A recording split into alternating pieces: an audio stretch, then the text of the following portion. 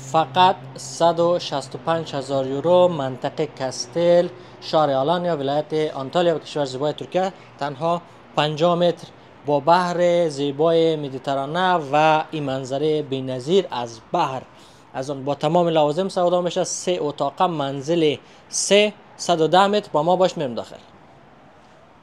از آن بالکن و برنده بسیار زیاد کلان است. شما میتونین که قسمت را شیشه بکنین و این فضا را استفاده بکنین. در واقع قسمت میبینین سالن، بسیار یک سالن کلان، لوازمش هم لوازم لوکس است. شما حتی از سالن هم بحر را میبینین، از سالن و آشپزخانه. از آن آشپزخانه است، امریکن است. بعض دوستان نوشته میکنن که چرا آشپزخانه داخل سالن است. سیستم به می شکل هست از آن و تقاضا به می شکل هست. مارکت اروپا هست، از او خاطر خوش دارن که ما بین سالن باشه آشپزخانه. یک اتاق خواب را شما اینجا مشاهده میکنید. قسمت هم پنجره هست که میتونه بحر را ببینه. این قسمت یک دونه حمام تشناب است که برای میمان است.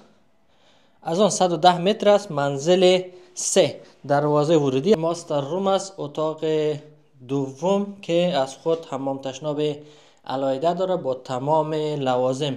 این قسمت هم یک فرنچ بالکن است که شما مستقیم بر زیبای مدیترانه را میبینین، یعنی منظره هیچ وقت بند نمیشه. از آن با ما باشین بریم فسیلیتی ها رو ببینیم. سالن فیتنس، حوض آبازی داخلی. از آن قسمت هم سونا و حمام ترکی است.